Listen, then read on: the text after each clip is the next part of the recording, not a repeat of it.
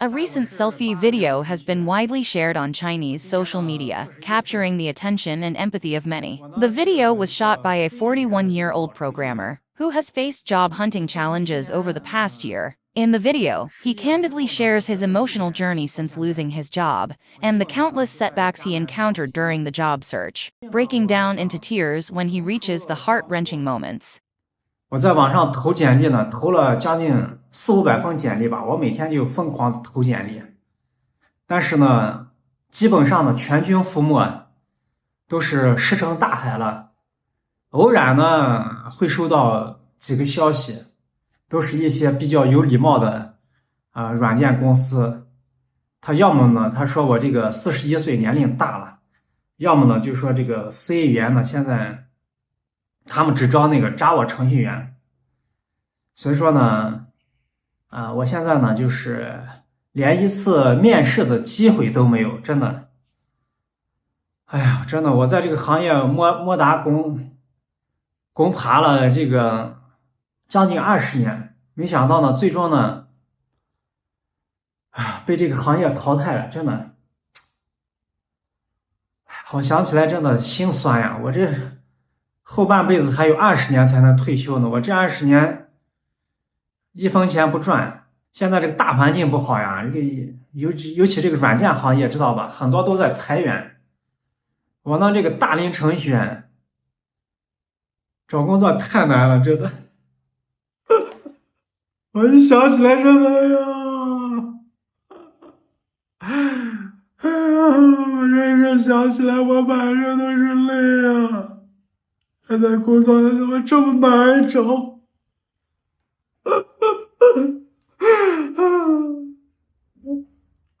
The reason this video has generated a lot of discussion online is mainly because it resonated with many Chinese people. This year, a significant change is that due to financial and market reasons, many small startups have either closed down, gone bankrupt, or are struggling to survive. Large companies, facing economic pressures, have also resorted to layoffs and downsizing, leading to a sharp increase in unemployment in China and a very challenging job market. Some netizens replied to this blogger, saying they used to work in software development and even won a provincial-level technology advancement award. However, they have now become delivery drivers for food delivery services. Other netizens expressed that, overseas, experienced professionals in their 40s are still highly sought after, but in China, once you are over 35, age becomes a significant obstacle in the job search process, which is truly frightening.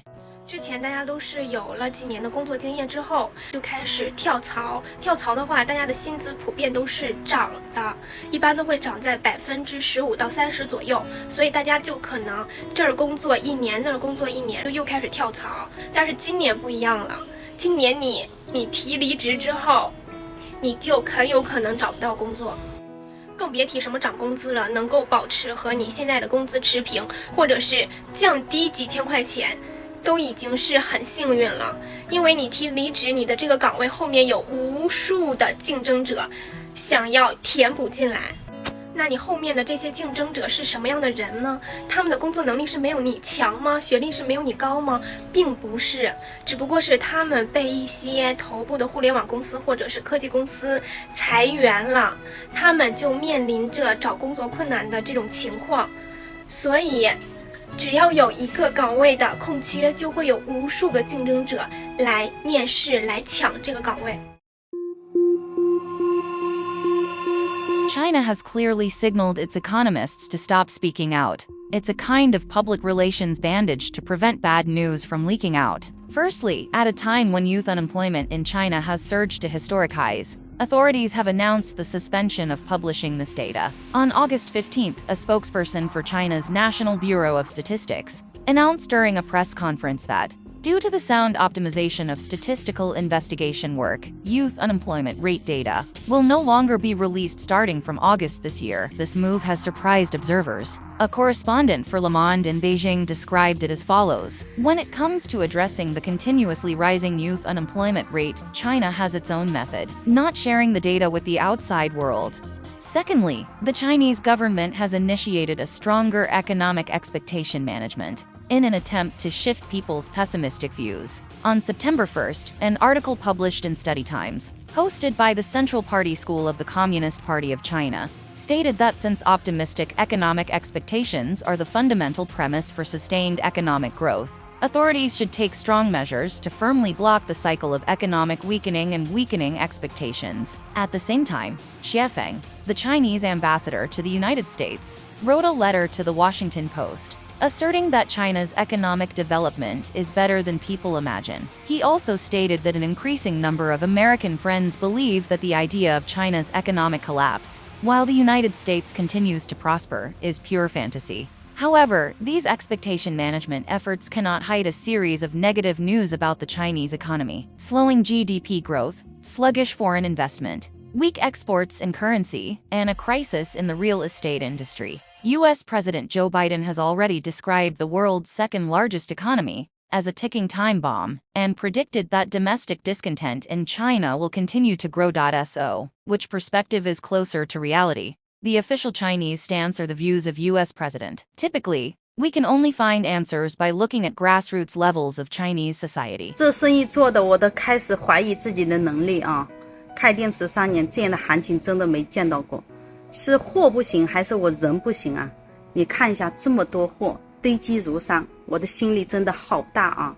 口罩世界已经2年了，迎来的不是百业待兴，相反，而是大量的失业跟倒闭。今年的生意真的太难了，我感觉实体店都在苦苦的煎熬着，硬撑着，一天守到晚，有时候连个房租都赚不到。我不知道开实体的你们有没有同样的感受啊？守店守了个寂寞啊，守得心累，你知道吗？你如果一天守到晚，你赚点钱还可以，有时候还倒贴。我不知道你们有没有这样子啊？我有时候看到一个评论，他说一天守到晚，守了个寂寞。真的就是这样。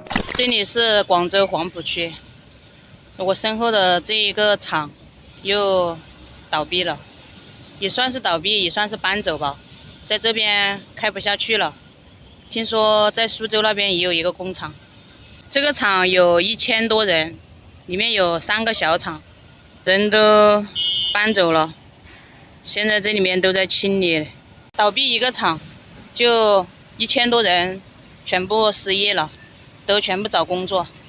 年轻一点的还好，有40来岁的人找工作就没那么容易了。10年前找工作很好找，随随便便都可以进一个厂。